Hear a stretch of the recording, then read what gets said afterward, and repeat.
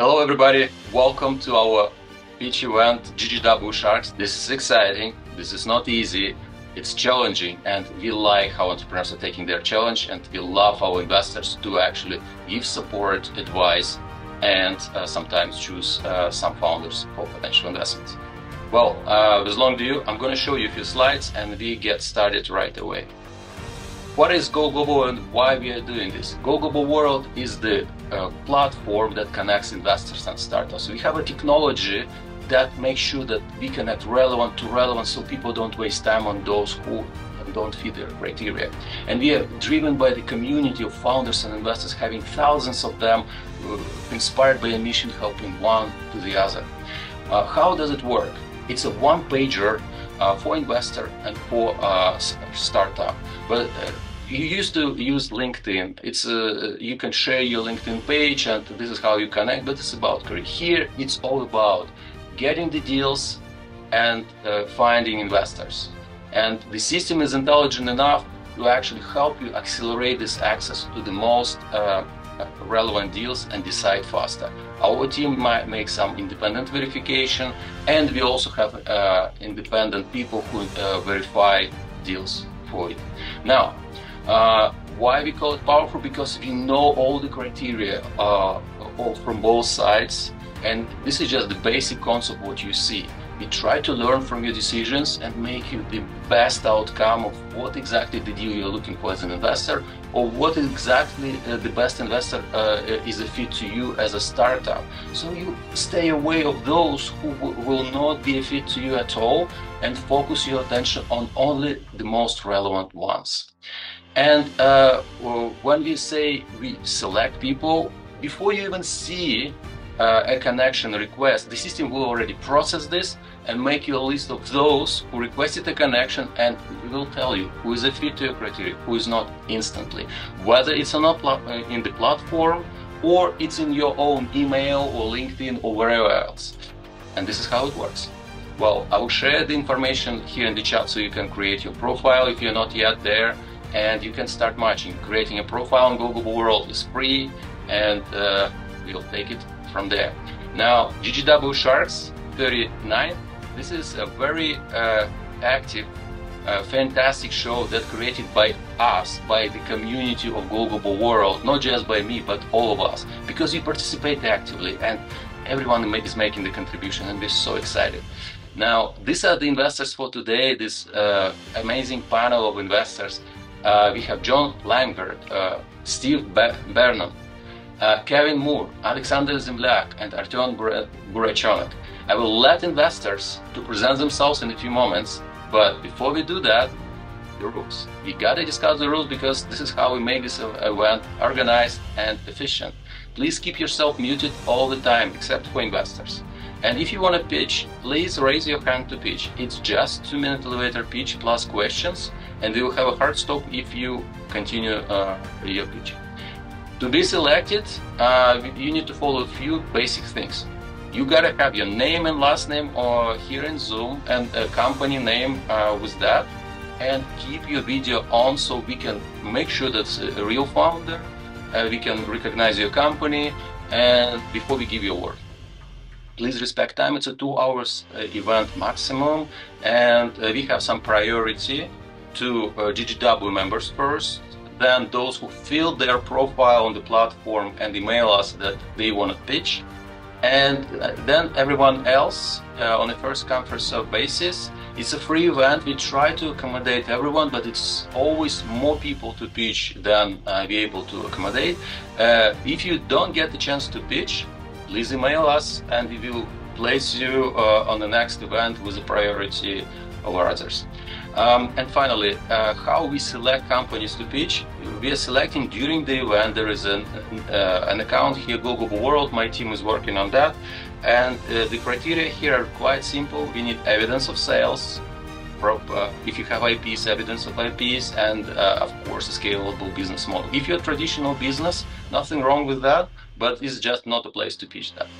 Okay, how to make the ideal 2-minute elevator pitch? Well, tell tell investors what you do right away. It's just 2 minutes. You don't have much time to discuss why this is unique, and talk about your traction.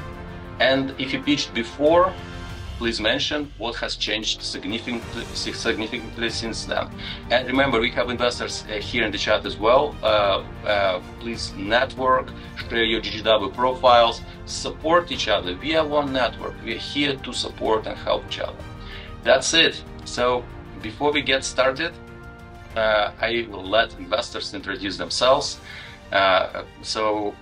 Let's start with Kevin. Please tell about yourself, about your fund, your criteria, and we'll go on the way. Thank you. Perfect. Thank you for having me, Daniil. My name is Kevin Moore, founder and managing partner at Serac Ventures. We're a $30 million early stage fund investing in pre-seed and seed stage technology companies across fintech, SaaS, and commerce enablement. We're primarily leaning towards companies that are more in the fintech and financial services area, but we're also interested in companies in the future of work, the creator economy. So happy to be here and looking forward to the presentations. Excited to have you again with us. It's already second event you're with us. Thank you. Artem, over to you. You're muted. Okay. I'm a founder myself, turned investor, and I've been investing for the last 10 years. Fortunate enough to get in a few unicorns out of like a couple of dozen companies I invested in. Continue to invest right now, early stages, pretty much sometimes from the deck stage, before anything is built, looking into companies that are exploiting the frontier technologies. So it's going to be AI, energy, robotics, virtual reality. Thank you, Artem. Super excited. Early stage. Lots of startups at early stage might be interested to know more about the opportunity to connect with you. Jon Langbert, you're participating already like at least second time, I'm sure. Maybe more. I'm not sure. I think this might be my third. I enjoy it. I'm a serial entrepreneur. I've had 4 companies over the years in video poker, internet retail, factoring, which is a type of finance, and built a hotel. Then retired a couple of years ago. I'm a full-time mentor of startups. A lot of them up here in Boston, but also some nationally through a Start Out and venture mentoring team. And then a little while ago, I started my own syndicate because I've been doing angel investing and I wanted to help out my startups. So you're welcome to check out my syndicate and kind of see what I'm looking for. Kind of the opposite of what Artem is looking for. Mine are a little less techy. I'm less likely to be doing crypto or space. More likely things you can actually touch and maybe explain to your parents. Sounds exciting. Well, dear investors, please share wherever you want to share. If you have anything you want entrepreneurs to know, just feel free to drop it in the chat. Thank you, Jon. Alexander, please take your turn. Hi, everyone. My name is Alexander Zemlyak. I'm principal at Geek Ventures. At Geek Ventures, we're early stage VC. We invest in immigrant founders in the US. We primarily invest at pre-seed and seed. Our average check size between 100,000 and 300,000 as a first check, and then up to 1.5 million as a follow-on. We're a generalist fund, agnostic in terms of sectors. We can do anything from retail through to cybersecurity. We have 40 companies in our portfolio. We launched the fund in 2021. The total fund size is $23 million. And yeah, very excited to be here. I have personally, I have 10 years experience as a VC. So been investing in both late stage and early stage. So very excited to be here. Thank you, Daniil. It's very exciting to have you as well. I just a few days ago spoke with your team, just random call, and oh, Alex is there. They were like super surprised to have you. Well, it's super exciting to have you. Steve Bernard, great to have you. You are the final person on this panel, and so you're opening our global session. No problem, no pressure. So say a few words about you. Happy to have you.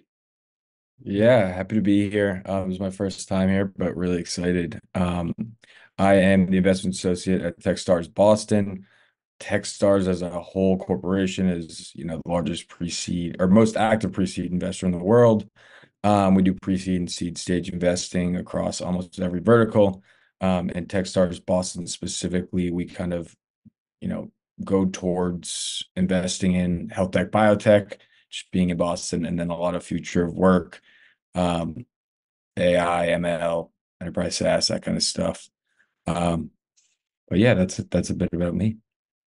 Well, excited to have you, and this is how we start our global session. I just want to say that we recently partnered with Techstars, and many entrepreneurs from Techstars are joining our platform. We are happy to help, and we have special terms for Techstars founders, so we can give them more access to our investor network. So thank you, everyone. This is the time we get started, and the first entrepreneur to pitch is Drew Massey from Fantastic TV. Drew, are you there? Are you ready? Ready. I'm here. I'm ready. Thanks, Daniil. Let me locate you just a second. I cannot find you. Oh, I found you. All right. Okay, I'm just replacing you with myself. Here you go. Okay. You got 2 minutes and you may start now. All right. Thanks, Can you Daniil. turn on Thanks for your having video, me. please? Sharks. Oh, What's yeah. that? Yeah. Now yeah, I thought your video is not on. Now you can start. Go for it. Okay. Thanks, Daniil. Thanks, Sharks. This is my first time on here, although I've talked to Daniil for several months, and so love the platform. Appreciate it. My name is Drew Massey. I'm the founder of Fanatic TV. We're a next generation broadcast platform. We're now available on the App Store. Basically, we built a TV studio, AI powered gamified TV studio on the phone. Users can host live with on their phone like they're in a TV studio. They've got a real time teleprompter on there. They click a button, it goes to a server, plays videos, whatever that may be, like music videos or whatever they have for their station, comes back to them live. They can split screen with fans, very much like a traditional TV studio, but all powered on by your phone right here with Fanatic TV. So we're empowering Gen Z Alpha to create thousands of TV stations. We're addressing the exponentially growing live white space that's out there in a produced way. Plus, we're satiating FOMO for Gen Z, especially during this loneliness epidemic. They're going to continue to spend all their time on their phone, but they need a live social experience to do that. So with Fanatic TV, we help satiate that. Our go-to-market strategies with Gen Z stars, we have about a dozen on board right now, just with stock options. We have another 30 to 40 with 300 million followers on TikTok alone, who we will be unleashing with the proceeds from this round to amp and grow our audience. You may have recently read about Mark Andreessen. He talked about how celebs and influencers as part of brands are a big part of the future, and we've already been able to leverage that and to get into a bunch of them. We just came out of stealth mode. Early response from users has been, off the charts. Retention metrics and visceral excitement. 250,000 chat messages. Fans saying, "My God, this is fire! This is my YouTube for the night." They show up for 3 hours and say, "Who's next?" After that, they show up early for shows and do countdowns. Our retention metrics are 3 to 12 times the typical iOS entertainment app average. Fans are interacting every 15 to 20 seconds with voting, chatting, asking to talk to the host. Our team's done it before. Our CTOs from Twitch, we're AWS Activate partners. They've invested $100,000 in us with credits. They're big fans. My Drew, last company was Drew, you passed time. Please wrap this up. What would be your final statement? Sure. Yeah, so we raised pre-seed $500,000 to get us to this point, and we're raising a seed round now. One of our LPs is back, and they're bringing a family office for $1 million. So we have about half of it rounded circled right now. Fantastic. Thank you. Dear Sharks, what questions do you have? Is anyone in or out? Hey Drew, this is Alexander. Thank you for pitching. Great job. So I see on LinkedIn you've founded Mania TV before, and you were running it for 8 years previously. So what happened to this company? Sure, great question. So my last company was Fanatic TV, Mania TV, and we launched a long time ago. We launched 6 months before YouTube launched. We were live streaming on the web, and we're one of the early guys to do that. We're the first guys ever to stream music videos. We work with all the labels. Our Series A is similar to now, where we did a $500,000 round, and we did our Series A with Benchmark Capital. Bob Cagle, the guy who did eBay. Grew it to 10 million revenue in 20 months. We were at a million monthly revenue within 20 months. And we had a buyout offer from Viacom for $75 million. Bob Cagle, being the eBay guy, wanted 250 million. And I was probably young and dumb. And so I went back to Viacom and they said, no, we could probably do about 100. And Bob Cagle said, Drew, let's make you the Tim Kugel to Jerry Yang circa 1990, circa 2000 at Yahoo. And so I became chairman and sold a little bit of stock. And then they were going to put in a Hollywood exec. And then unfortunately, the Great Recession hit, so ran out of capital. But while I was there, we built it from scratch, best VCs on the planet, basically the profitability, 10 million revenue, working with talent, technology, bleeding edge technology at the time. So leveraging all of that expertise with Fanatic TV. Got it. And another quick question. So do you think there is a room now these days, given, you know, all these platforms exist already with the another broadcast app for the younger audience?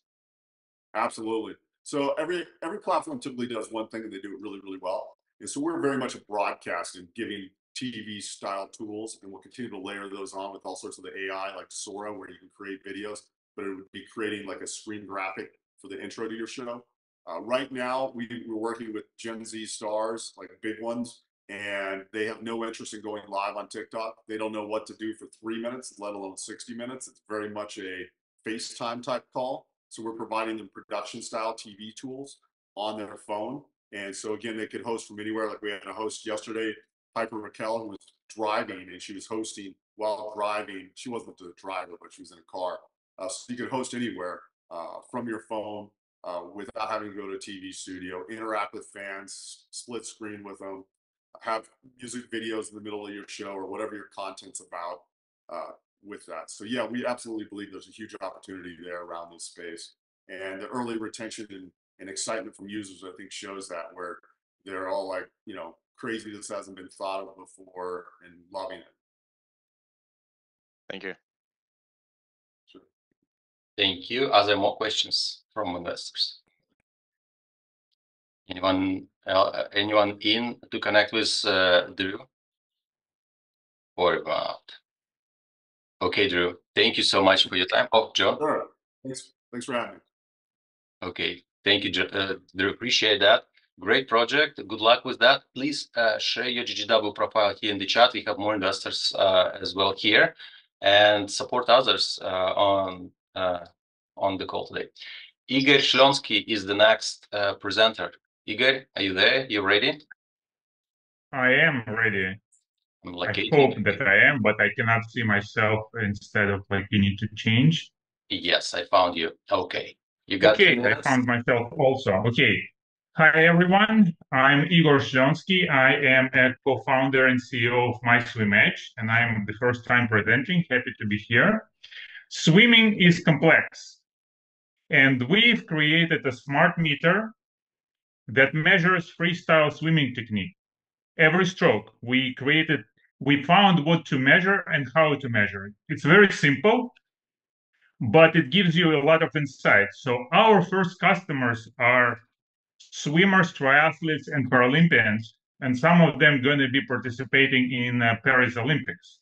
And our goal is to expand first into the B2B market, which is clubs, teams, coaches, and then to B2C market. There are a lot of avid triathletes and swimmers. We sell sensor and subscription, or we can sell test as a service, My Swim Edge test as a service. Our addressable market is about 700 million, and the obtainable market is 170 million. We have US patent, and we have CE certification. It's fully rated product. And we got the first traction, and in order to expand for marketing, for production, we are raising $1 million US, and we also going to use this money for the development of artificial intelligence in swimming training, and to move to a broader market, which is measuring human motion for rehabilitation and longevity. Thank you very much. Thank you very much. Dear Sharks, your questions. What's your patent, Igor? What my patent? Yes. The patent is about both the system and the metrics. Because what we measure the strokes. I mean, we've created a unique way of measuring every stroke and analyzing how your right arm, the strokes on the right arms work and on the left arm. So it's about 10 claims about the system and specific metrics. We also participated in scientific conferences. We got Best Paper Award. Our articles were presented in American Swimming Magazine, but the patent is like a number of claims. And the traction you mentioned, you've got some. What do you have in terms of traction right now? We've got traction in terms of some of the European national teams, some of the US colleges. We also work with Israeli Paralympic team. That's our first traction. We have we just started, and like the first club in Egypt. They're gonna be a club in Thailand, but it's like take some time. So we need to change a little bit the model of marketing, how to approach them to get them on board. Igor, this isn't a fit for what I do, but I'm curious about how this would compete with the Apples and the Fitbits that are out there that are trying to integrate their watches into these more competitive sectors. Is this just like a better technology, or would they someday want to buy your technology and integrate it into what they already have? Okay, great question. The Apple and the Garmin's and all the other people, they measure average information. So you swim like 2,000 meters. The average pace is this. You've done a number of strokes.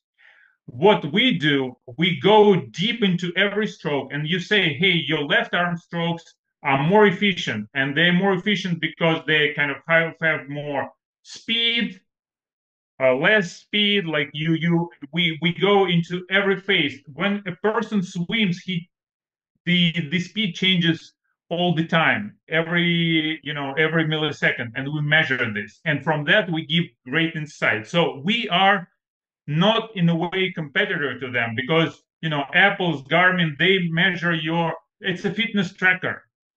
What we do, you just do it once, one lap, and it gives you detailed information, and then you train with your Garmin and Apple, and then next week you do a couple of laps and you see how your technique changes. So it's not it's like an additional technology for people who like to understand how they swim and how to improve their swimming.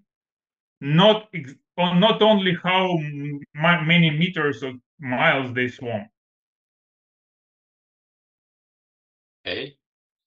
I'm curious about the market size here, because it seems like it's mainly elite swimmers, like you mentioned, the Olympic teams. So what is the market size for people in this industry? Okay. We've done it like a number of ways. You can look at seven. It's not just national teams. There are a lot of clubs. Like for example, in the US, you have 700 university teams, NCAA university teams. Okay, you have about 4 million triathletes participating in events. Okay, that's on B2C side already, right? But on the clubs, you have in the US about 10,000 coaches, both swimming and triathlon coaches. That's on B2B side. Clubs. In the clubs, which are swimming clubs in the US, 300,000 people swim, some of them competitively. And out of these 300,000, 30,000 need to get to the universities, these 700 universities I mentioned. People swimming in the clubs as a kids, they want to get into these universities to get this stipend and to get scholarship to swim better. So this is but we've triangulated several times top down, bottom up. It's not just national teams. All right. Any more questions? And given that the company has been around since I think at least 2020, at least that's where I can see in my notes, you've been around. So why hasn't you reached some traction in 3 or almost 4 years now? Okay, the company was registered in 2021, but we've been working since 2020 on this. But it took time to develop the algorithms, to validate them, to create. This is like the third version of the product of the sensor. So it took us like some time to get to the final product, and that's where we are. Understood. Thank you. Thank you. And final question from me, if no more questions from Sharks. Igor, you didn't mention much about your team and why you are the best in the world to solve this problem you're solving. Like, tell a little bit about your background, because I think what I know about you, this is important to mention. Yeah, I'm not like a serial entrepreneur like you guys, but I'm ex-consultant, ex-McKinsey. I run companies for banks and in different countries. I work in several countries. But this is my first big project because I found the kind of the problem that was I think was interesting to solve, possible to solve. Nobody else solved, and with the market potential. And our team, I'm originally from Russia. I live in Israel now, but the team that has been working with together since 2020 consists of one German guy. He is a PhD in swimming biomechanics. So he is the author of the key part of the algorithm. And two Italian guys who are running a company which is producing industrial sensors. And we've been working on this for, since 2020 through COVID, through, inability sometimes to see each other. So that's the co-founder team of 4 people in 3 different countries. All right, thank you, Igor. Please share your GGW profile here in the chat, and we're moving on. And the next person to present is Alex Wesley. Alex, you ready? Yes, sir. You need full screen to show your device, or you can show it here. I can. I'll play by the rules. Whatever the rules are, I play. Okay. To a point. You got 2 minutes. Go for it. Hi, everyone. My name's Alex Wesley. I'm the CEO of Arovia. I've been on CNBC and recognized as the creator of this new multi-billion-dollar large portable collapsible display industry. As an optical engineer, I used to travel all over the world working with companies like Nikon, ASML, and Zeiss, having to work out of hotel rooms and give presentations on screens that were just simply too small to get the job done. So I realized there's this gap in the market for large and portable displays if you can make one. And that's exactly what we did. We created an entirely new product category of large, portable, expandable displays. Our company is called Arovia. The product, I guess here, it's called Display. It's okay, you can see in the background. I'll look it up later. We have $1.4 million in sales. We were just recognized as the #1 product reveal at this year's Consumer Electronics Show with over 25 million views across social media. We have 12 patents granted. We won a CES Innovation Award and a 2023 R&D 100 Award for our advanced nanomaterial projection screen. We're on contract with the U.S. Army, the Texas Workforce Commission for accessibility technology. And what we're doing right now is just the beginning. We really want this to be a product category that pretty much anyone can have in their home. And to that end, over the next year, we're releasing a 35-inch version, which is 3 times bigger than our current 24-inch version. We're going to have versions that are less than $500 versus the current $1,000 price point. So we're attacking the market, creating an entirely new industry, raising a seed round of about $2 million right now, and love to get your help in any fashion that it warrants. Thank you. Thank you. I wanted everyone to see how your device works because I saw it in person. It's impressive, and I met Alex at a few events and at CES as well. So, dear Sharks, your questions. So Alex, just to Interesting clarify, product. Go ahead, Kevin. I was going to say, just a real quick question. You connect it to your smartphone, and it projects on the screen. Yeah. It's currently connected through HDMI, so you can connect a wireless adapter, a smartphone, laptop. I use that as my main laptop screen. Part of our product iterations will be having touchscreen versions in the future, so it'll be a standalone product for some versions as well.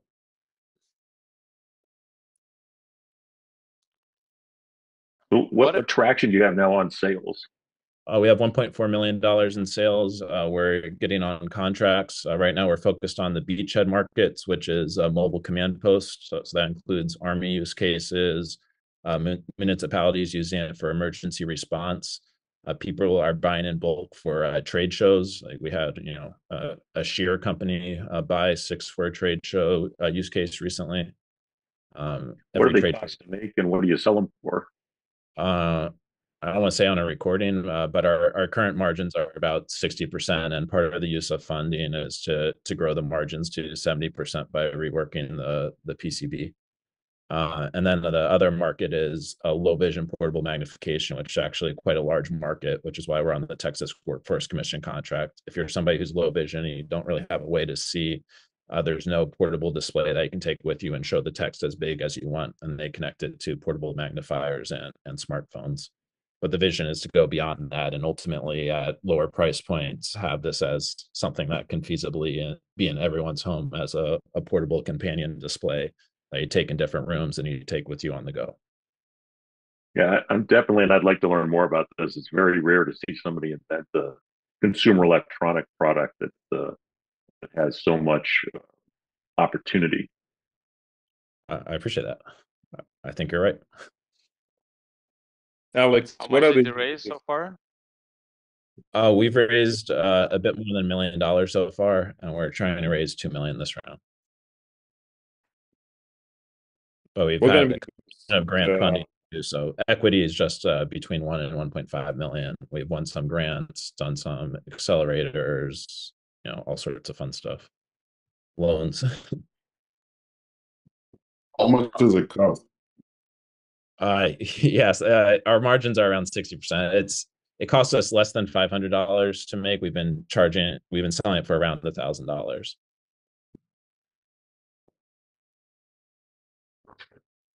Are there more questions? We're going to see. Oh, go ahead. Sorry. Yeah, we're going to be the biggest bottlenecks to scale it to the bigger size over time. Biggest bottlenecks. I could just tell you what we're facing right now, like having to make sure you keep a stream of inventory. That's a solvable problem. But we have to figure out inventory financing. Right now, we're using a line of credit from Chase. We're looking at different options. We have to have the distributor network, so scale, continuing signing more distributors, market awareness. So like when we went viral at the Consumer Electronics Show, we quickly sold out of our inventory. So we have to make sure that we keep inventory on the market and be diligent on our go-to-market strategy. But it's already at a point where people will see it in person and they want to buy it if they can afford $1,000. And we expect as we get the price lower, almost anyone would want to buy it.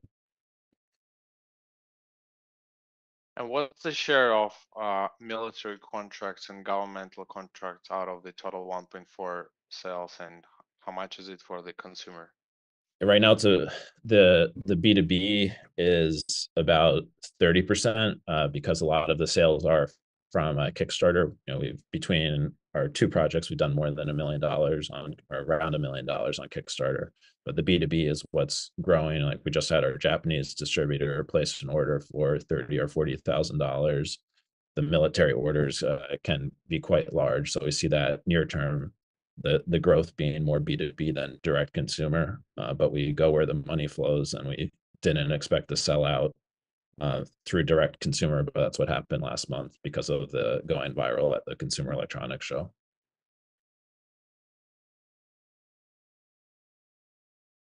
Okay. Is there anyone else who would like to ask any question? All right, then the final question to the Sharks: who is interested? Who is in? Who is out? Is there anyone who would like to connect with Alex? Yeah, I'm in Daniel. Fantastic. All right, so there is one Shark in. Congrats, Alex. Please share your GGW profile here in the chat, and we are moving on. The next person to present is Neil O'Neill. Thank you, Alex. And we're moving. Neil, you there? Hi, Daniel. All Hi. right. Placing you to the stage. You Thank got you, Daniel. 2 minutes, and you may start now. Brilliant. Well, it's lovely to meet everybody. I'm very impressed, and I think I might invest in Alex's company myself. There's been some really impressive presentations, so well done. My name is Niall O'Neill. I'm the CEO and founder of Creative Collisions, and we provide cross-border customs and tax solutions to the global postal and logistics industry. So we've been working as a technology services provider initially, going back from 2016. But in 2021, we started developing our own solutions to address a lot of the global regulation in relation to Brexit, the Stop Act in the UC, in the US, EU VAT and tax regulations. In essence, what we try to do is take the friction out of cross-border e-commerce. It's a very, very complex, dynamic, ever-evolving and moving challenge. We started working directly within the postal company, so we're part of an organization called the Universal Postal Union. The UPU represents all 192 postal organizations globally, and throughout that network, they touch 90% of the world's population. So the network is unparalleled. So we started building our technology, which is AI-driven technology to work on product classification, duty and tax calculation, etc. Our mission ultimately is to digitize the supply chain. So we capture a lot of the public and the private data. We clean and screen all of that information and take all the various trade agreements internationally and then compile it into usable APIs. We have projects with national government authorities, with customs regulators, with postal organizations, companies like USPS, Royal Mail, etc. That ilk of player.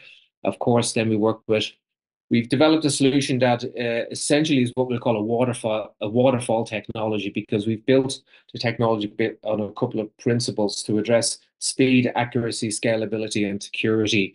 By targeting the postal companies and getting it right within that segment, those applications are also applicable across all of the other verticals for postal companies, logistics companies, people like FedEx, DHL, UPS, etc. And then, of course, it integrates directly with e-commerce merchants, marketplaces, retailers, etc. So we've started on the postal segment. We have clients in postal, some pioneering projects underway, working with free trade zones, partners such as Maersk, SF Express. And now we're working across to invest into the business, support some of those growth projects, but also to scale across additional verticals. Thank you, Neil. Thank you very much. Dear Sharks, do you have any questions to Neil? Neil, can you quantify the ROI for your customers from the product? Can I quantify the return? ROI, the value they get, basically. Like, how do they justify what kind of value they get in numbers? Well, it really depends on the scale of the client, because the clients work across different verticals. So if you're talking about postal organizations, I'll give you an example. One of the clients we're working at the moment, they're doing about 7 to 10 million transactions per day. If you have 5% of those transactions being stopped by global customs authorities, that's got a serious impact on their bottom line. What's been happening over the last number of years in relation to the cross-border logistics, you have the Stop Act in the US, you have Brexit in the EU. When parcels are stopped, there's a company called DB Schenker. In 2021, when Brexit was initiated, the European regulators stopped 80% of their cargo. Now, we're talking about hundreds of thousands of shipments on a monthly basis. So they literally stopped everything because they didn't have the data correct. So that's going to have an impact. You're talking about millions. Now, if you're a smaller merchant or if you're in an e-commerce marketplace and you don't get the data right, if it's 5, 10, 15, 20% of your cross-border shipments being stopped, it's a massive impact. But the issue, you also have this domino effect, because postal companies and logistics companies, they're transport companies, they're not storage companies. And what's happening is that when these goods are being shipped from point A to point B, as soon as something happens, that bottleneck happens in the middle, it has an impact right down the value chain. So we help all stakeholders. The ROI is complex because it really depends on the segment of client that you're addressing. Thank you. You're welcome. Thank you. Are there more questions to Neil? Neil, Hey, Daniel, can I ask a question here? I'm not one of the judges. Are we allowed to? actually, this is only for the Sharks. Just you may ask a question in the chat. Please keep it muted, so only the investors can ask that on the stage. But with all respect to you, thank you for asking.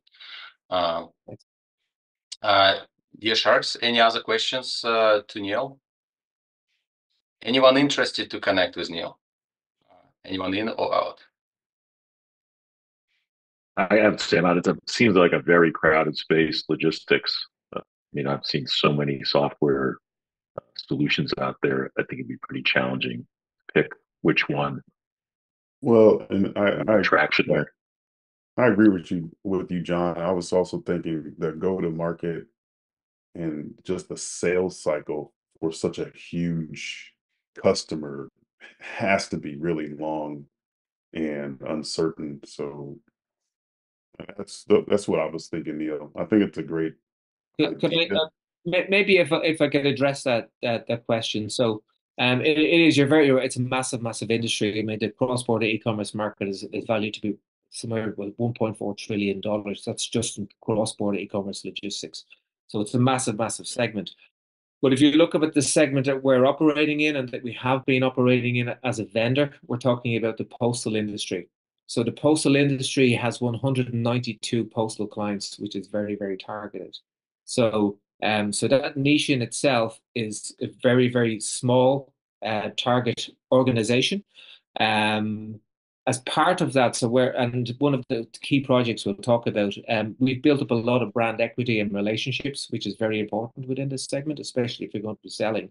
So our company has been selected as the software vendor or the solutions provider for a project called the PPZ. This is the Postal Prosperity Zone, and it's a new initiative by the UPU. Now, the UPU is part of the United Nations, so it's one of those 4 pillars of the United Nations. So we had to be approved by the Irish regulators over a long period of time, and then approved by the boards inside the UPU, with them inside their technology divisions as well, to be approved for this particular project. Essentially, what we're doing in partnership with Maersk, SF Express, Amazon, and a number of other players, including Tangier Med. So Tangier Med is the largest port in the Mediterranean. What we're doing is they're shipping global e-commerce products into Morocco with a view to growing e-commerce across North Africa, beginning in Morocco with Morocco Customs. You're right, there are a lot of other companies operating in this space, but in this specific segment, there's 3 of us. There's ourselves, Hurricane, and a US company called Zonos. Zonos recently raised a 69 million Series A fund by Silversmith Partners based in Boston. So they're doing quite well. We know them quite well, but we've now been selected above those 2 competitors with our solution. So we've got great brand equity in the segments that we operate in, and we focus on fixing and executing the projects that we have underway at the moment, and that's why we're raising funding. Thank you. Thank you. If anyone changed their mind to connect with Neil, this is the time to say. Neil, thank you. Please share your GGW profile here in the chat, and please support us entrepreneurs here on the call. Will do. Thank you. Eleonora Barkun is next. Hi. Eleonora, here you go. All right, we can see you. Fantastic. You got 2 minutes, and if you can speak louder, we can barely hear you. Okay. Hi everyone, my name is Eleonora. I represent Rest to Safe software as a service solution for B2B fashion e-commerce that will tackle $1.2 trillion fashion market. Our platform acts as an AI stylist for consumers, leveraging you may also like feature, allowing individuals to blend trendy apparel with what they already own in their digital wardrobe. But on the back end, it acts as a data manager with a real-time data for demand planning and inventory efficiency, as well as the source of competitive data. That's all results in providing personalized outfits recommendations tailored to body shape, unique size, skin color analysis, with the help of computer vision, since we provide an opportunity to check the outfit with a virtual try-on as well. And as a result, it decreased returns and refunds, increased items discoverability, and actually contribute to sustainability. After successful participation at Web Summit, we secured 3 opportunities for $1.5 million. And last week, we started communication with a customer, local one, for a pilot. So we are currently seeking for investment to speed up our product development and increase demand generation activities. That's it. All right, fantastic. Thank you, Eleonora. Dear Sharks, this is the time for the questions to address. Eleonora, what are the expectations from this pilot for the customer? What should you prove for them to roll out the product? So basically, they actually tackle some challenges and issues with selling from the e-commerce platform. So basically, the key channels is social media like Instagram. And we try to convince them within the exhibition, and afterwards, actually, they finally started the communication that we can help them to improve conversion from the online platform. And they have 2 local representatives in Poland and Lithuania. So I do have hope that we can help them with the conversion. As for us, we will get a particular information about how the solution works. What kind of conversion rate would be meaningful for them? Improvement in conversion rate would be meaningful. So like fashion e-commerce provide quite low conversion considering all e-commerce platforms and so on. So they currently have something about 1%, if I'm not mistaken, but we try to provide them at least by 20% more. Gotcha. Thank you. That's one of the most ambitious projects. I just glanced at your website. You are taking on several I can't tell you just on virtual try-on number of companies that have tried that and failed. A lot. Just throwing millions of dollars down that. A lot. Research and development sinkhole. So I guess my question is, how is it that you are doing all of these different things and with the expectation of success? I understand you've got a very ambitious charge there at 3 or 5% of the cart value. So if it succeeds, you could make a lot of money. But how are you going to accomplish all of these things? So first of all, what I found out during a competitive analysis that you're right, there are a lot of companies that actually provide virtual try-on opportunities and size recommendations. And like the one is 3D Loop is a part of Geek Ventures, if I'm not mistaken. And but what I found out as well, that there are a lot of software solutions for the companies, and it works like a zoo for the company client. So I've been working in telecom operator. It's a little bit different field, but at the same time, we were trying to find a solution for one issue, then we were trying to find another solution for another one. And my idea is that we can provide all-in-one and start with some like easy features with a kind of chat and this blending options that we have actually shown during our POC at Web Summit and stage presentation. And considering virtual try-on and this size recommendation, there are a lot of opportunities with AI that came to the market, and we actually try to get this technology on board and provide this seamless experience within the one chat. And considering opportunities, sounds like sorry to interrupt. It sounds like you could go on and on and on, and the product goes on and on. I'm just going to say I'm out. I think you're biting off too much, and maybe you should just pick one or two things that you could be really good at instead of trying to design a switchblade knife for clothing online retail. I think you're asking for too many opportunities to fail. All right, so one shark is out. What about the rest of the sharks? Do you have any questions? Anyone interested to connect? Eleonora, I looked at a company a year ago in this sector, and I took a serious look at what they were doing because they were trying to do the same exact thing. And the problem they had was the technology was really inconsistent, and it was really difficult for them to forecast to a potential retailer how sales would increase because it had really never been done before. So I mean, I agree with what Jon is saying. It's a heavy lift. It's been very difficult to really break this nut. And quite frankly, the anecdotal data that we did in the market showed that despite the technology, a lot of people really enjoy the experience of actually feeling the clothes on their body before they buy something. So I think that's an uphill battle. I'm not saying you won't be successful, but my past research says that it might be a difficult lift. That's all. Okay. Two sharks out. And there was Alexander saying something. Yeah, I wanted to ask you briefly, describe your background and your co-founder's background, if you don't mind.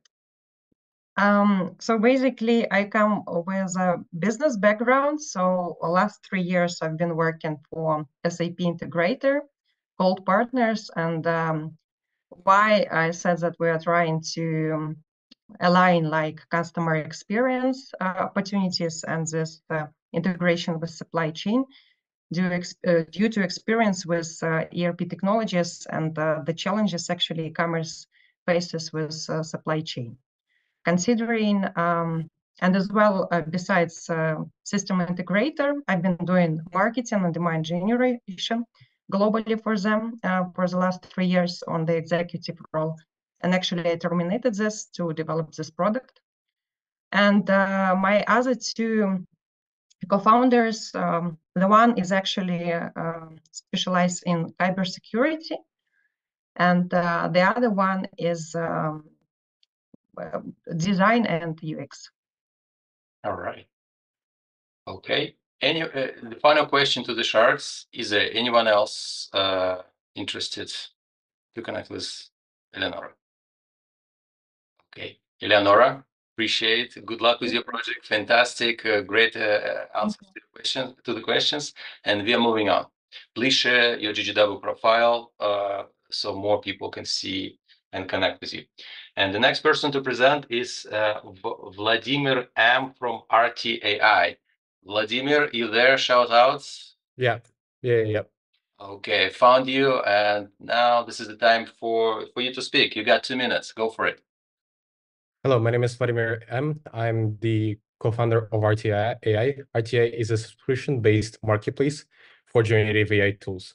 So we don't create our tools ourselves. We partner with developers and put their tools on our platform.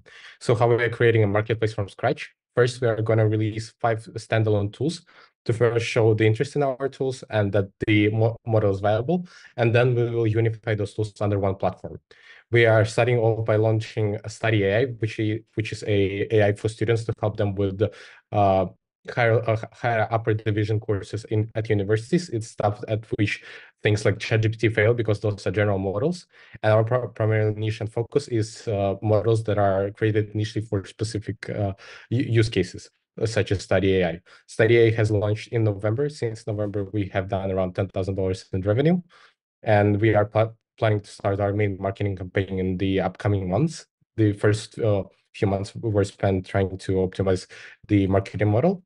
Our team consists of 16 specialist developers. The three co-founders previously, we have been in the gaming plus app development industry. There we have done more than 333 million in downloads and more than $10 million in revenue.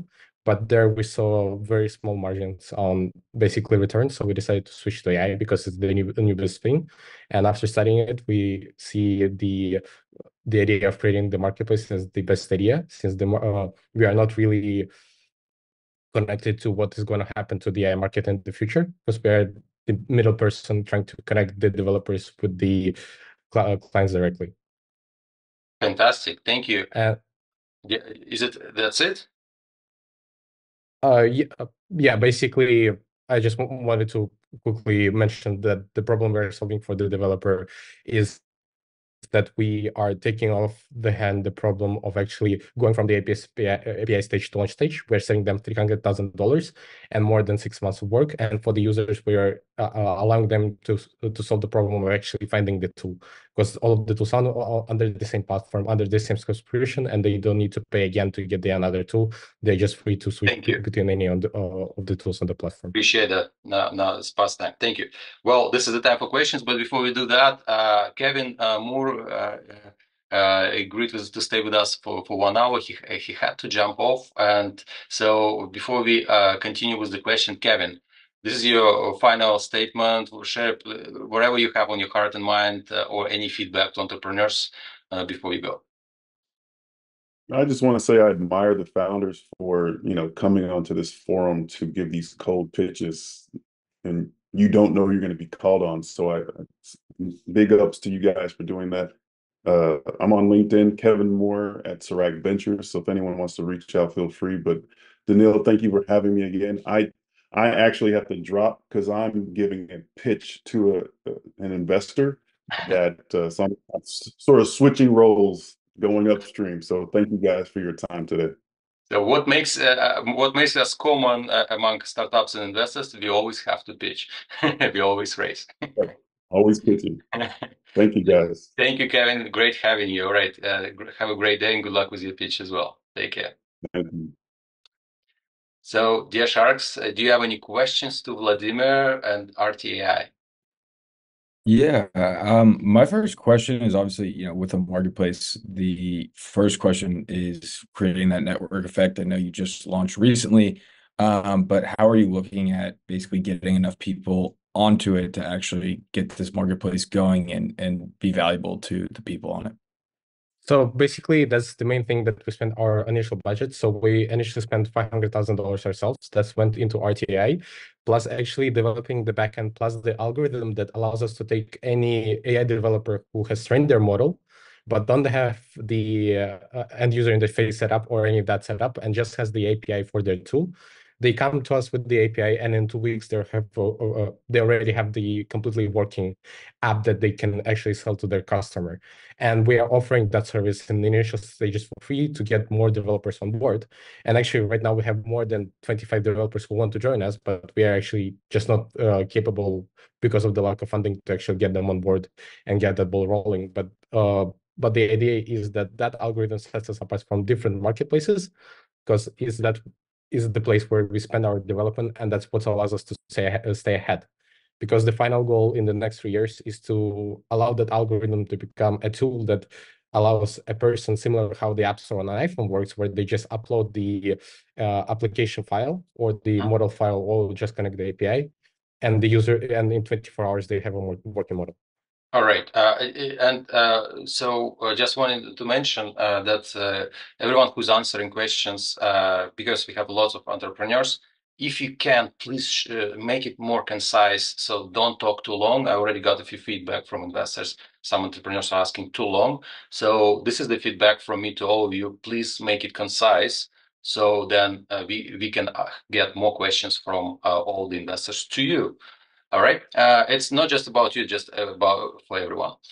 Dear investors, any more questions to Vladimir? Yeah, Vladimir, you mentioned that AI is all the rage now, but what maybe previous industries you can look at as an inspiration for what you're building right now? Where did that model that you're envisioning here where did it succeed? So basically, we would look at things like Netflix or any subscription tools. So right now, the issue is for the AI market, the only marketplaces that actually sell AI tools to not even end clients, but B2B services, they all offer not subscriptions, but actually you pay per token. So each use you pay, and we are trying to implement a subscription model with unlimited use, where we are actually just going to throttle the bandwidth for the user, but sell it as an unlimited model, and that is what sets us apart. Nobody else is doing that in the industry. And why is it important? It's important because for the end user, for them, the idea is saving money. So you don't need to pay each time you want to use something new. If you understand that this tool doesn't work for you, you just switch to another tool. You don't need to pay again. Okay. Gotcha. All right. So, are there more questions from the Sharks? Anyone in to connect? Yeah, I'd love to continue this conversation, Vladimir, and let's chat more. Yeah. One Shark is in. I'm also interested in learning a little bit. Congrats. So yeah, we have 50% of the Sharks already joined. What about the rest of the Sharks? Okay, thank you. It's too techy for me. I was having trouble following the explanation on the eyes and exactly what the product does. So All right. Okay, thank you. Appreciate that. So thank you. We will connect you with Artem and Steve after the event tomorrow. And please share your GGW profile. And we're moving on. The next person to present is, you got 2 minutes and you may start now. Go for it. Thank you. My name is Alexey Cardo. I worked in marketing of brands, distribution of brands, and project management of software development for promotion and distribution of brands for over 10 years. And I'm going to tell you how we all are going to be shopping online on social media in upcoming years. And maybe your relatives, even your children, will be monetizing from their pages. So the problem is everybody is on social media, but pages of influencers, pages of communities, they do not have built-in shopping functions. You can try it yourself right now. Any influencer you follow, no built-in store, in spite of Instagram shopping functions. And we have solved this by developing a system which is on one end connected to brands, to their inventory, and on another, our system deploys individual stores with selection of brands to any influencer in 5 minutes. How good is that? We have tested this. We have already about 5,000 live sales with about $300,000 in revenue. Compared to LTK and many other companies, we provide 2 to 3 times more commission to influencers. We pay them in 1 day compared to 1 month, which provides LTK. Compared to them, the journey of a customer to actual order is 3 times shorter. That provides higher conversion. We've tested this in a soft launch mode so far. We had to turn it on, get the number of orders, address them all, and restart.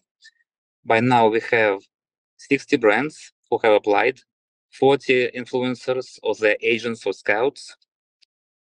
Speaking about unit economy, brands Alexey, 50%. you passed time. So please wrap this up. What's your final statement? What you want investors to know now? Okay, still we're earning 50% per sale. We are starting regular sales this spring, and we plan to reach full automation by autumn.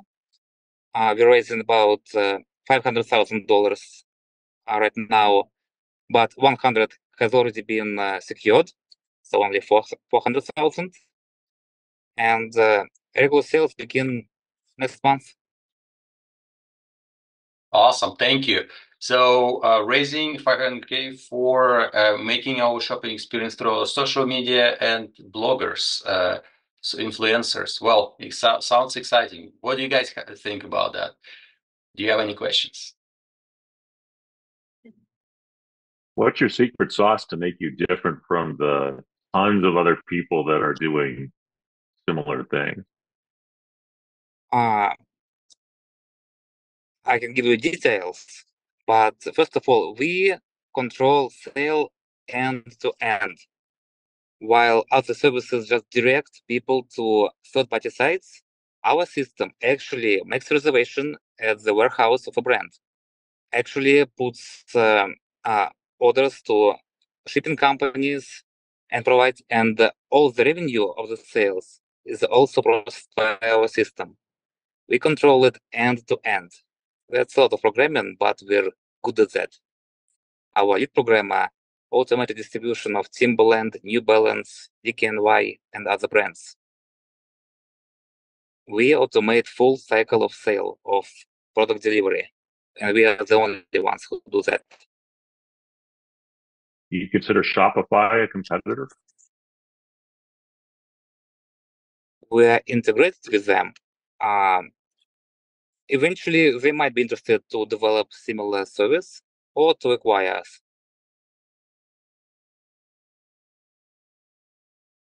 Any more questions? Alexander? Is this sort of Perfluence, and in addition to that, the warehouse and logistics, or is it something different? I'm just trying to understand if I correctly understand what you're doing. Our software, when a person places an order on the page for influencer, our system automatically places reservation at the brand's warehouse, automatically places requests to the nearest 3PL service, 3PL center, automatically generates shipping labels, processes payments, and processes payouts to influencer and the brand. It's about twice as many operations compared to any other competitor.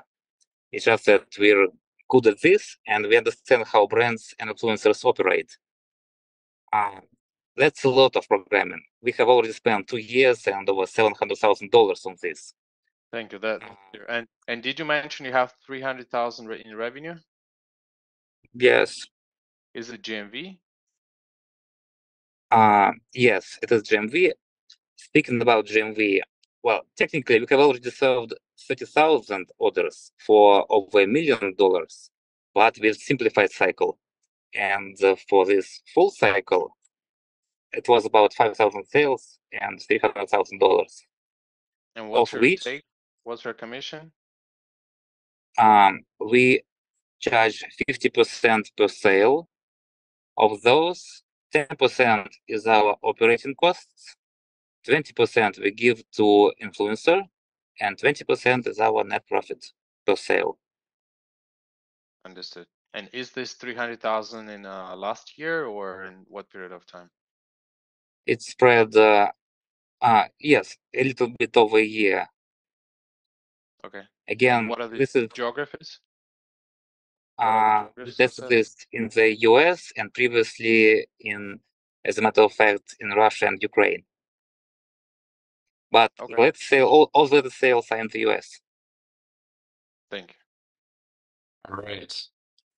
Okay, this is the time to figure this out. If there's any of the sharks interested to connect with InstaShop founder, Alex, Artem, Steve, John, anyone? I guess in or out? Okay, I guess the shark's out. So thank you, Alex. Great job. Before we continue with the as entrepreneur, I would like to ask investors. We already 1 hour here in Zoom. How are you feeling? We got about 10 amazing founders here. Do you have any feedback or whatever you want them to actually follow some of the advice based on what you've just heard? Or you're so far so good? I think giving the top line of the answer would be great. Whenever you're answering a question, just like first the top line, and then we can go into detail. So we can just stop there, depending on like there's a need for that. That would be helpful, I think. Okay. But other than that, I totally appreciate what you guys do. It's no easy task to pitch, and thanks for doing that. And I mean, thanks for building what you built. Nobody gonna build the future, but it won't gonna build itself. So. Thanks. That's good words. Steve, John, Alex, so far so good? All right. All right. Thanks. Okay, so let's continue. And Alex, great job. And the next person to present is Stefan Harsen. Stefan, are you ready? Go. I'm here, ready to go. Yeah, you got 2 minutes and you may start now. Okay, I'm Stefan Harsen, I'm CEO of SkyTed. And when I was VP of Cabin Interiors for Airbus in Singapore, I was asked a very simple question. Stefan, find a way that 300 passengers can make a call at the same time during a flight without killing each other, because we try and we have to stop the voice over IP in airlines. So I developed a very simple mask that we display at the CES this year, 450 articles, and we sold about $200,000 worth of it in the last months. It's very simple. When I use this mask, that will muffle my sound. So that means I can make a call with somebody touching my shoulder without disturbing the whole cabin. So for that, we team up on deep tech. We use a French NASA. We put a sound absorbing system from the jet engines, and we put it into a mask. That's the project number one. So we came to the market. People need, after COVID, to have silent calls, and they need to have kind of privacy when they make calls. We jumped from 3 calls to 30 calls in the last 3 years. So that's a post-COVID project. So nobody was ready for it. So now the next generation is going to be the AirPod Pro. That's a new game we're playing with. With the team, we want to incorporate with that sound silencing. So that will allow people to make calls when they transport, because the Apple motto is really to work on transport and mobility. And third, the Army came to us and said, when special teams storm a building, we would like to have AI and to be able to make a complete silent communication between the team. So SkyTed wants to be the world leader in silent call, to offer to anybody and every industry, either the gaming, transport, the possibility to make a silent, secure calls everywhere. So we raised 1.2 million. We are based in Europe, but we want to move to the US. And we have 2 patents. We're going to be the only solution for the aircraft. We're team with Airbus. We talk with Zoom teams, Southwest, for example, and we are going to get a major contract with the French train. 120 million people will be able to make calls on train. Thank you. So thank you very much. Appreciate that. Dear Sharks, investors, any questions to Stefan? What does it cost to make, and what do you sell it for? Well, we want to go for licensing. I think we talked, for example, with Canon last week for Asia. It's a 4X, but we're not too much interested in the manufacturing the product. Hardware is a very difficult market. We want to talk to the Jabras, Zoom hardware as a service, to incorporate that and to be able to channel through this B2B channel. The cost is pretty much 4X. The cost is going to be, we did a Kickstarter campaign, $250, $350. It's going to retail after that for $400, and the cost to manufacture it is less than $100,000, $100 per piece. Sorry. Okay. Any more questions? What's your beachhead market, and what kind of ramp you expect there? So how much revenue you're gonna make this year? How much next year? We plan to start to sell with the French operators in trains. So that's going to be by the end of the year. The ramp up is quite huge. We're going to make a mailing to 4 million people.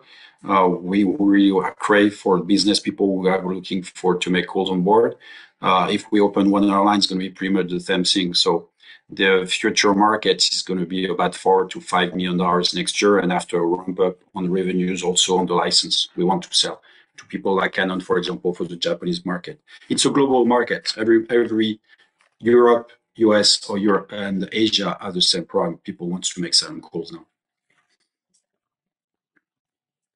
I recently saw a technology where you put a headset on or and you move your mouth as if you're talking, but you don't actually say the words, and it transcribes that into actual speech coming out the other end. So I think that's probably a better way to go for me. So I'm going to say I'm out for covering up the conversation. Yeah, that's what we work on. For example, for the military, we need to work with AI and face reading. That's very high tech. It has not yet been developed. We're acquiring a company working on that. We're looking at any means to make sound calls. That's pretty much what we work on. We're obsessed with that. And that's going to be our one direction, whatever the technology we're going to use for. Where are you at in terms of revenues currently? Now we're $200,000 in a month. We're going to get more contracts in the next 4 months. We're plans to ship the first product in September, and after that, we plan to do a license with Canon in Japan. That's our main target now. Fantastic. Any more questions? You said, I'm sorry, Daniel. You said $200,000 a month, like a recurring, or No, it's just the first month. We just launched it at CES, so it was January 5th. So that's pretty Congrats. Congrats for launching it. And who were the customers for that first $200,000? It's pretty much the we talked to the tech team, like the Google, the Apple. We want to be part of the arsenal of the world travelers. So we talked to the tech team to say there is a new device for on the mobility market, and we have to include that into your product portfolio. And they paid you $200,000 for what? No, we just sold $200,000 worth in Kickstarter. So we have about 800 backers, and we really target the Bay Area. That's where we think the tech starts. So that's where we've been there. Thank you. Thank you. Are there any of the sharks in or you guys out? Hi, Stefan. Appreciate your pitch. Please share your GGW profile, support others, and we're moving on. Thank you. The next is Jean-Francois from MyWave Technologies. Jean-Francois, you ready? You muted? Yeah, I'm good now. Do you hear me? You may start now. You got 2 minutes. Go for it. Hi guys, nice to meet you. I'm JF Destex from MyWave Technologies. Our technologies is a disruptive, totally innovative sleep technology to help increase sleep and improve the quality of sleep. It's backed by neuroscientist studies for many years. It's been patented. It's been clinically tested. And what it consists of is to basically record your delta wave with this patch on your forehead for only one night.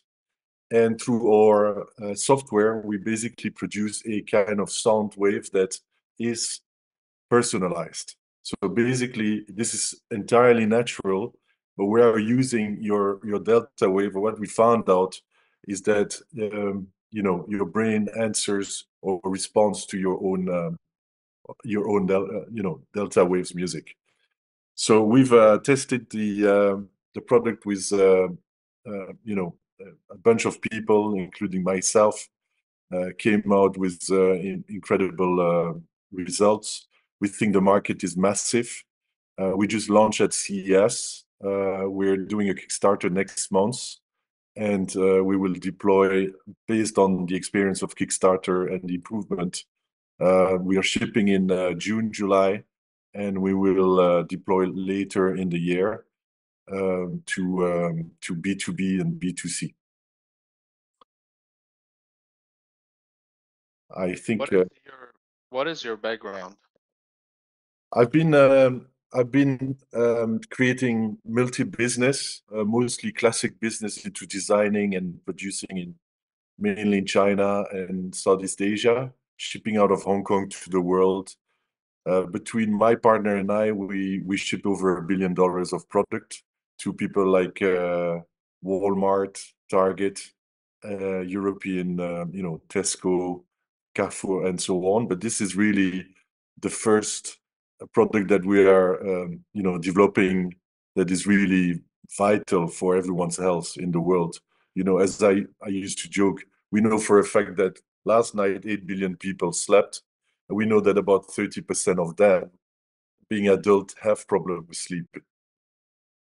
And who is responsible for the R&D and for the scientific part? So we have, actually, that's my cousin. He's based in Paris at CNRS. He's been a neuroscientist for over 30 years, published 250 articles, and came up with the invention or the tech. Okay.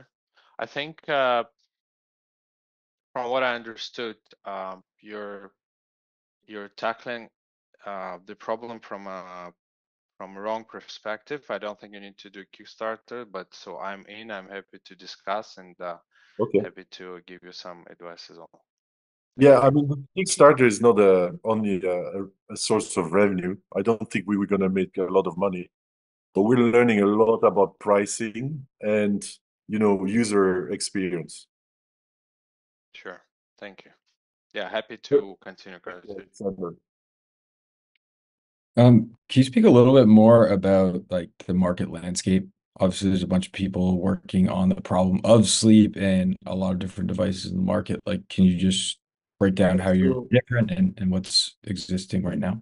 So you know, the sleep market at the moment in the world is about $100 billion. The US typically is about 43%, Europe is 27%. So between the two, you already have 70% of the world's sleep market. Over 75% is medication, as we know, which is terrible because we know it produces sleep, which is great, but not quality sleep. And the rest of it is really pretty much monitoring. We know for a fact that, you know, watches do not actually give you proper information. You need to record on your skull, but it helps people sleeping better. I'm not saying, you know, Fitbit makes people walk more, but in terms of having a natural solution, there is very, very little. In fact, I don't know of a similar solution. And the beauty about our technology is we have created these algorithms which can handle hundreds of thousands of subscriptions, but we give you an individualized or personalized solution because it comes from you. Gotcha. It's not something we typically invest in, but I have a bunch of friends that are really interested in the space. So happy to take this, connect and help you out in that front. Thank you. Have you done any studies on the efficiency of this that I can look at? That was actually, I'm the initial investor in the tech. And that's the first thing I wanted to do is proof of concept was great. People were enthusiastic. It's not good enough. So we basically contracted with the biggest sleep center in France, in Paris. I'm from Belgium, but we have done a clinical study. We found what we were expecting and more. In fact, what we found, for example, is that by using deep sleep, I'm not going to go into too much details, but basically, our technology is increasing REM sleep, which basically gives you both objectively and subjectively through questionnaires the feeling that you're much more sharp, inspired, and fresh in the morning, which is great. Okay, sounds good. Yeah, I'm also in, Daniel. Okay. Cool. Thanks. I actually would like to learn a little bit more about this. I do a lot of med tech, medical devices up here in Boston, so I'm kind of curious. Great. How it works, and I might not be the right investor for you, but I probably could point you in the right direction for a few folks that would be a good fit. I would love to. It's fascinating, really. Daniel, you're muted. Sorry, applause to you because you're the first entrepreneur who got the entire jackpot of all investors today. Congrats. It's not happening every event, so we're happy to connect. Well done. Please share your GGW profile and we're moving on and look forward to you succeeding with your investments. Thank you. Thank you very much. And the next person to present is, give me a second. It's Ilya Novodvorsky. Ilya, you ready? Yep, I'm ready. All right, putting you on the stage. You got 2 minutes, and let's see if you can make a jackpot today too. Go for it. No pressure. Fairy tales, fables, and stories have an irreplaceable role in our society. For centuries, they have been used as tools to pass down experiences and values from older generations to younger ones. Because by listening to stories, children are able to grasp new concepts while at the same time grow their vocabulary and empathy. So we wanted to continue this tradition. So we created ReadMeo. And ReadMeo brings educational stories to life for you and your little ones and makes it easier than ever to read to them and record stories for them. We create short stories that are easy for children to digest and add sounds to keep their attention and help them understand the story better. We essentially created a mobile app for parents where they could really easily read to their children. And we have created our own voice recognition solution, which follows along as you read and plays sounds and music at exactly the right time in the story. So for example, you're reading The Three Little Pigs and get to the part where the wolf is about to blow their house down. Our app knows this, and so it plays. Now there are over 500 stories in the mobile app, and parents can subscribe to read directly from the app. We also provide a lot of educational activities such as printable worksheets, quizzes, reading comprehension tests, and much more. Now we are working with over 1,000 schools. In addition, ReadMeo now works with physical books. So publishers pay us so that their physical books work with the ReadMeo app.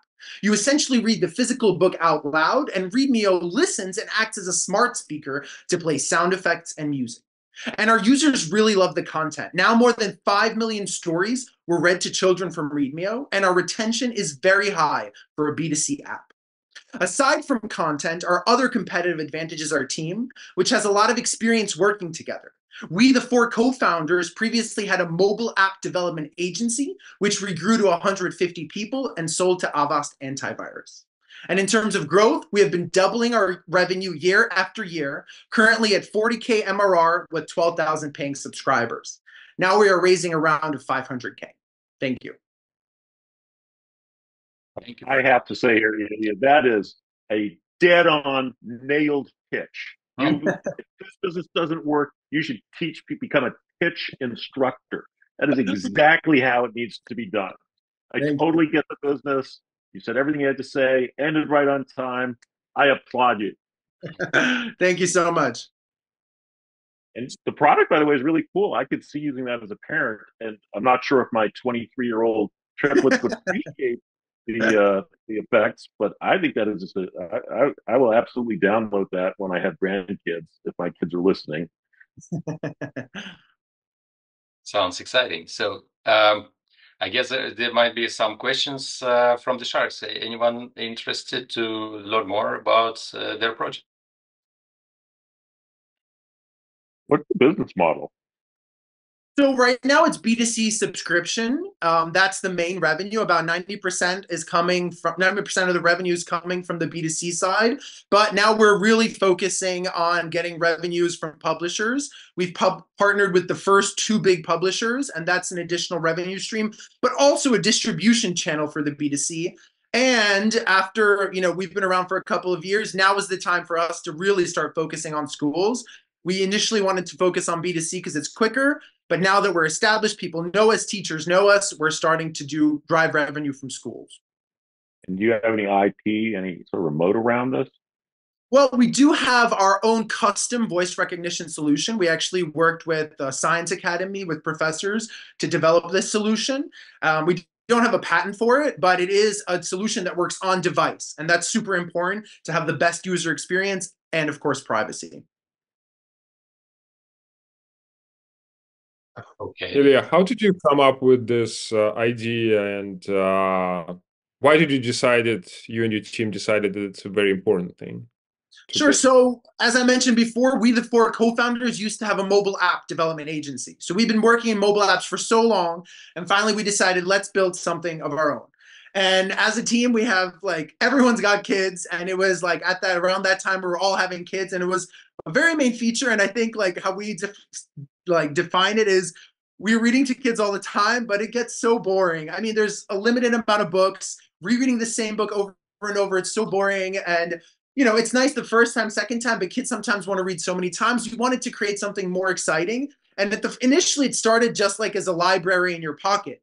We have over 500 stories. We had 2 new a week, and we're in 8 languages. So that's 16 new stories a week in different languages. But we wanted to create a little bit of excitement. And this voice recognition, we have the connections to publishing. We developed it, and we just see it really brings users in. That's not the retention, but it's what gets people word of mouth.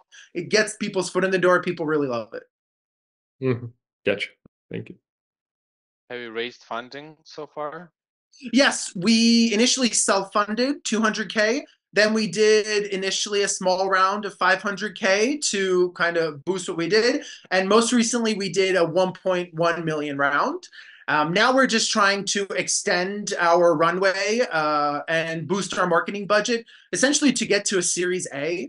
Our goal would be to raise around 3 to 4 million in a Series A in 2025.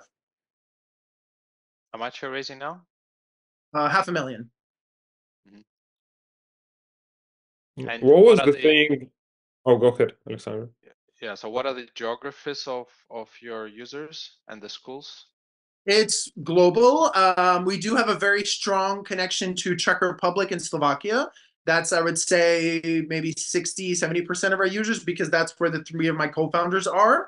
But now we're global, and we're in 8 languages. So we have English, Czech, Slovak, Polish, German, Spanish, Italian, Portuguese. And so I would say majority is Czech, Slovak, then 3rd biggest is Poland, Germany, Brazil, and then US, which we just recently expanded to. Got it. Thank you.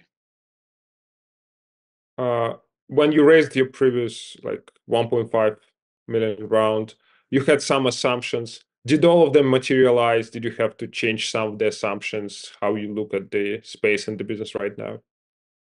I would say the majority of them have materialized from a product perspective and how we act with users. The biggest challenges have always been distribution. Like, we have really strong retention rates, and we bring people on, they stay for the long run. So Apple says 40% retention is like top apps year-over-year subscription. We have 46%, so it's great. But now we realize that, hey, it's the same distribution channels will not work in every single country. And things work very differently in every country. And that's why now that we have publishing partners, we see how much easier it is. Publishing partner in Poland, we're getting tons of downloads from there. In Czech Republic, in Germany, we have worked with the top education startup called Tony's. And so we're finding the right ways. Influencers work in Czech Republic, not so well in the UK. Google search ads work amazing in Brazil, not so well in the US. And every new market, we have to find the right way. It's really hard. You can't really assume anything going into a market. It's all about testing, finding the right things. Okay. Are there more questions from the Sharks? So who is interested to get connected with a team? Anyone in? So I want to see the deck just to see if there's something there for me. Okay, John is in. Alex? Yeah, so I actually invested in a very similar company previously, which unfortunately last year got shut down. The company was doing some similar stuff in Canada, so I'd also be interested to connect and to learn more what your guys' plans moving forward. Thank you. Exciting. 2 Sharks are in. So we got Artem and Steve. What do you guys think? Are you out? Okay. So yeah, thank you for a great passion. It seems like you're on it. It's a great project. Love it. I'll install myself this thing, and good luck with that. Put your information and your GGW profile here and support us entrepreneurs. Thank you, everyone. Thank you. And the next one to present is Jad Sassin from YBrush. Yes. Okay, Jad, great to have you. Exciting. So we are looking forward to learn more about your project. So you got 2 minutes. You may start now.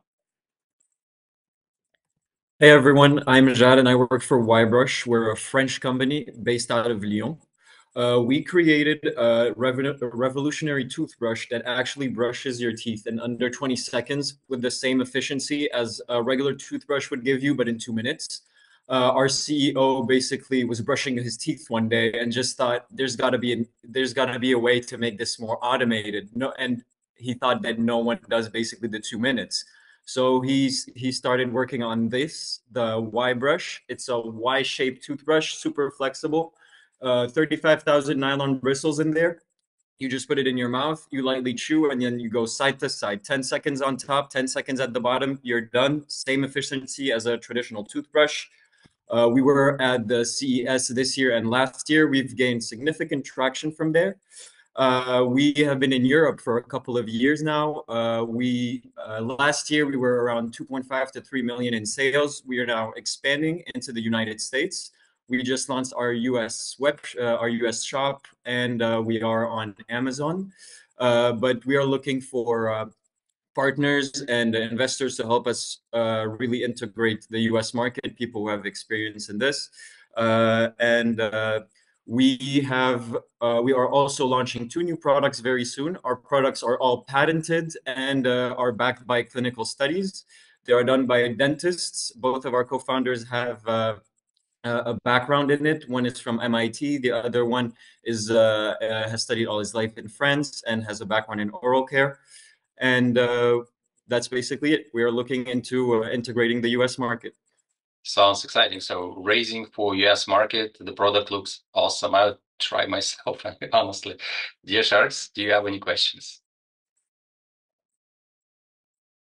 Sounds like you got some great traction there. I've seen a few different versions of this product before. What makes yours stand out, and why you think you've gotten so many sales so quickly? At the CES, I brought some of the copycats that try to replicate our product. First of all, if they try to make it this way, we will have to sue them, because we have the 4 international patents for this.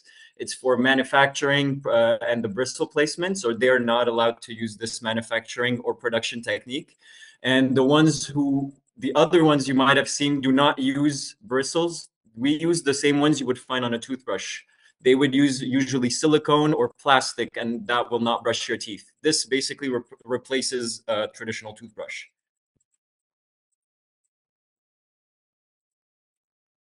Interesting. Any more questions?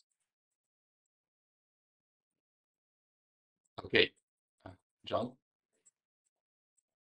All right. Yeah, what's the raise you're trying to do now?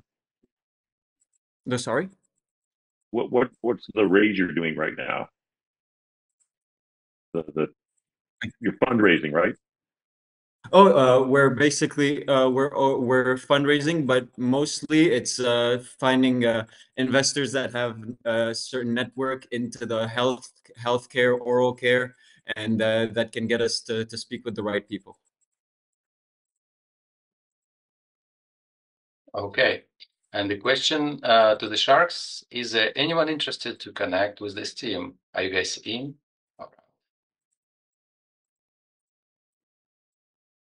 I like the product, but I'm not sure I could help you in terms of your ask there.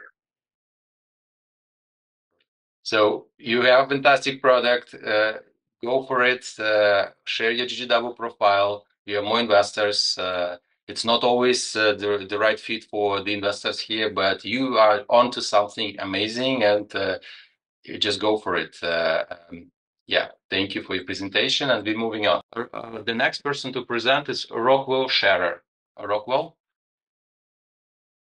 are you there? Hi, guys. I'm Rocky Scherer, 4-time exited founder and CEO of Dropkey. Dropkey is a software as a service, AI-enabled content creator platform with a patented mobile camera app and a next-generation portable lighting studio. We enable content creators, both amateurs and pros, the ability to record well-lit, broadcast quality, location shooting at home or office on any handheld device. We provide the industry's only turnkey solution that includes a very different patented camera app that enables content creators to put themselves anywhere, in any location, in broadcast quality. You might think, oh, I already have a camera app. But you don't have a camera app that allows you to be anywhere. It's the next big tool for content creators that nobody knows they need yet. Imagine I'm a content creator here in Los Angeles, and I want to make a commercial selling mountain climbing gear. So I want to shoot mountain climbers at the Matterhorn using my gear. Well, I simply go to mediabook.tv, type in a location in the search bar, preview a video loop of that scene, buy it for a couple of dollars, and I load it into the Dropkey camera app. Now I'm shooting at the Matterhorn, and nobody knows the difference. Professionals do this now with production crews, rented gear, lighting, and costly post-production. It's a very expensive thing that you can do now for a fraction of the cost on the mobile device everybody already has. So Dropkey not only enables users to do location shooting at home or office, we have a full suite of software applications providing tools like automated post-production and real-time live streaming in any location you choose. It's professional content creation for amateurs that professionals love. This is an endless stream of revenue from software as a service and studio sales. We have 350K in sales, 5.6 million in purchase orders now. We raised 500K so far and raising 5 million in our seed round. We conservatively project 20 million in revenue for year one with revenue of $500 million in year 5. To achieve this, we're currently raising equity to support the initial launch, build inventory, and start the 12-month software development lifecycle. The Dropkey camera app is fully developed now, ready to publish, and the Dropkey pop-up studios I put in the chat. I don't know if the picture is still there, but it's fully developed and ready for mass production now. Thank you. Fantastic. Raising 5 million. So this is, we have one more project left after this one. And so looking forward to hear what the Sharks have to say. Do you guys have any questions, Turok?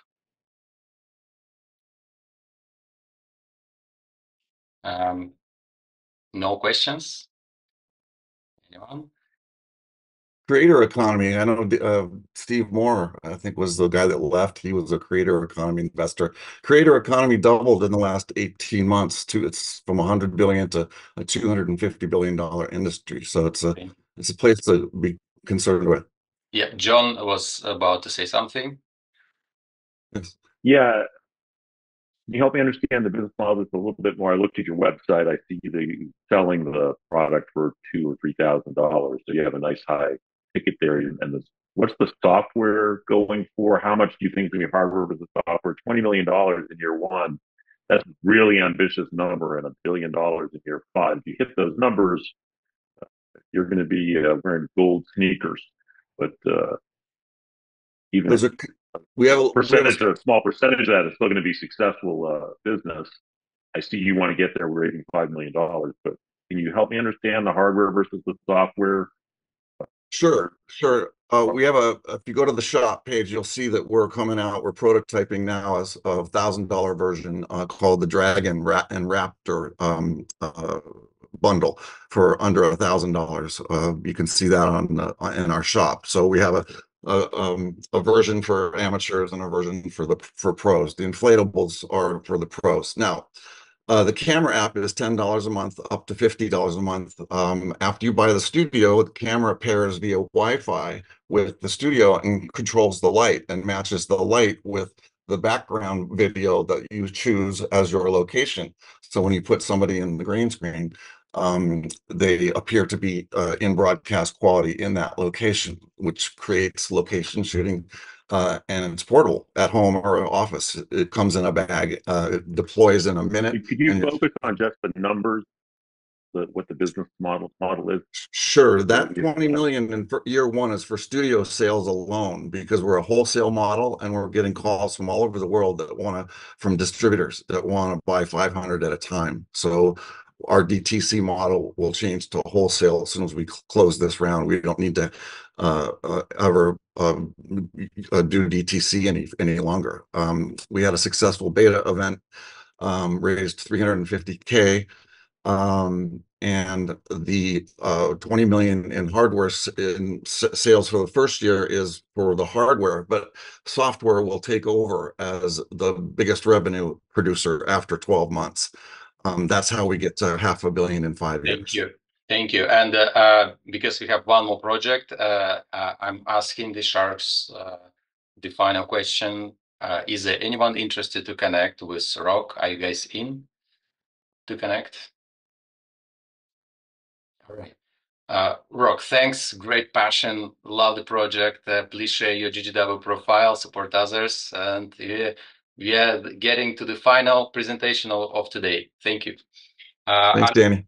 Alex Radunsky, you're going to be the final presenter today. You got 2 minutes and you may start now. We cannot see you. Finally, I'm the last one. Okay, guys, I'm not the great presenter. Quickly, I came here in 1990 as a refugee from Soviet Union, start working for $4 an hour. In a year, raised 10,000. In year 1995, my annual sales was $500 million. My biggest company who I built had the revenue $1.6 billion annually. I came with this idea, what I build right now. I build a healthcare marketplace ecosystem with open upfront prices.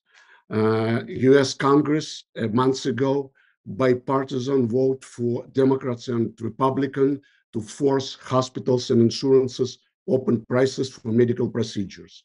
On my platform, you can find right now lab test, imaging, diagnostic imaging, and in a month, medications, all with open, very affordable prices. And this ancillary services, ancillary market in United States, a year, $1 trillion. So on my platform, I have telehealth. We provide referrals and open prices for imaging labs and in a month, pharmacy. So far, I spent 2.5 million my own money, and I'm mostly looking, to be honest with you, not even the money here, but network. And I'm looking at partner or partners who will help me to develop this project. So this is a short conversation. So again, it's price transparency. I think all population in the United States being cheated, and I want to disrupt the market. And by the way, it came when I got brain MRI, Northwestern Hospital, and then in 2 months, I received a bill for $18,500. And hospital and insurance asked me to pay $5,400. On my platform, $350. And all prices up front, people see it and could book, and we finance them. Okay. Love it. Thank you. Amazing. Great story.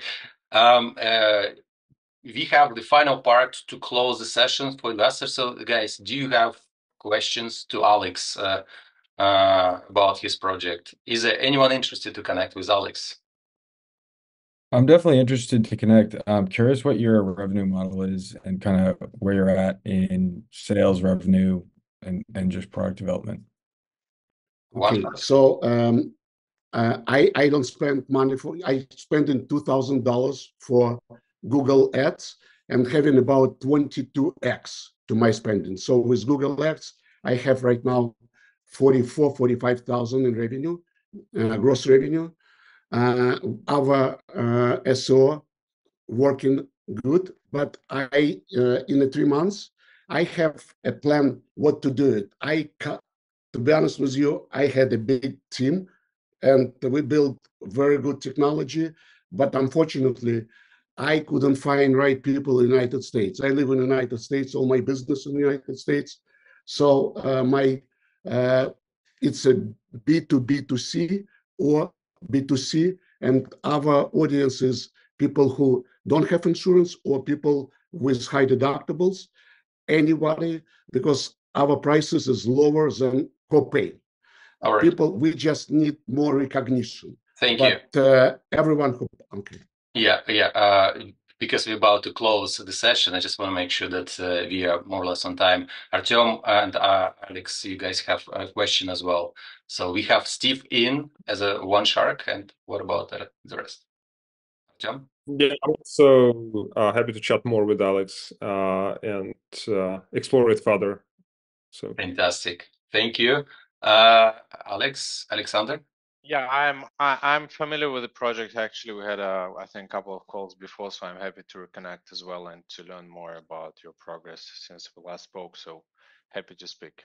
3 sharks in.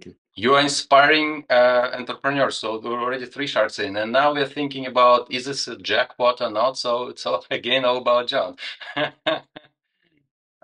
Are you in or out? I hate to be the party pooper. I've seen some pricing transparency apps, and this stuff gets a little bit too outside my understanding zone a little too quickly.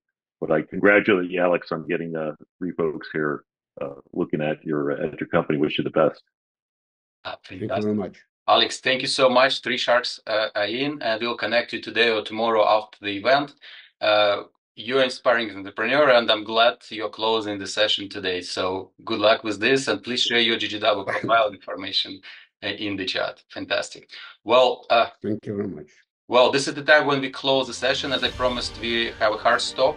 So maybe 1 or 2 more minutes from with you guys to close the session. So that was a fantastic bunch of entrepreneurs who pitched today from around the world. So you've got a lot of stories and a lot of pitches today. Please share what you have on your heart and mind for entrepreneurs, like as your final closing statement, whatever you want to say to them before you go. Artem, would you like to go first? Yeah, sure. Thanks a lot for showing up and pitching your companies. Thanks a lot for building the companies in the first place. And good luck to you all. And yeah, I'm sure you're all gonna build great things. So I enjoyed this thing. It's great to be with you. We enjoyed to have you and look forward to have you again. Thank you for feedback. Steve, your turn. Yeah, this has been great. Really enjoyed it. A lot of awesome pitches and entrepreneurs. One thing I'd just say to you guys is keep going, and just because particular investors aren't, in, a lot of the times it just doesn't fit in their thesis. So a lot of these are super interesting, but don't make sense for me, and I don't understand the space. And I'm sure the other sharks feel the same way. So don't be discouraged from the no's. A lot of them is just not a fit. Don't be discouraged from the no's. I agree.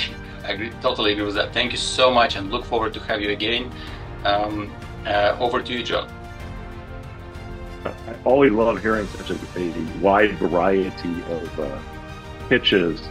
I think the thing that Ilya highlighted for me was just how much a good pitch can benefit the company. So you do yourself a disservice if you don't work on your pitch as well as your business. It's not like build it and they will come.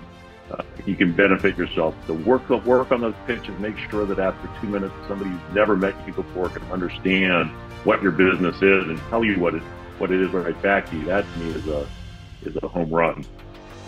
If you have a messy pitch or you run over, you're not going to get those chances. And the last thing I would say is go to places like this and go to other places where you're going to get turned down, because that's where you can hone your pitch and hear the tough questions before you go in front of folks that are the really good fits, and you will have practiced and have more polished answers to those questions.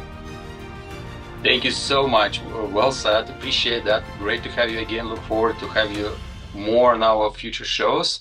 And Alex, you're closing our global session. No pressure on you. Anything you have on your heart and mind, or any feedback, please share with entrepreneurs.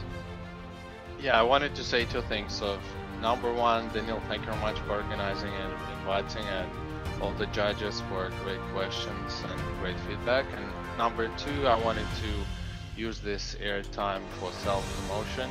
So if any of you are immigrant founders in the US or planning to move to the US, building tech company and raising Series seed, so please reach out. So I'm Alexander Zemlyak, and you can add me on LinkedIn. Thank you very much. Yeah. And our sharks, and including Alexander, on Go Global World platform, so you can connect with them as you would do on LinkedIn or something. But the system will help you actually to make sure that it's a relevant connection, so you invest most efficiently your time. So this is it. We are done, and we've nailed this amazing event. So a few more things. So we are gonna do another event in 2 weeks, and so you may RSVP already now. Here's the link. Also give us your feedback about how it went, we really listen and try to make sure that we improve every time. Well, thank you so much, everyone. Thank you, entrepreneurs. Thank you, investors. Let's stay in touch. And if anything you need from Go Global World, just reach out to us. We try to help. Take care, everyone, and have a great the rest of the week. Goodbye. Bye-bye. Thank you.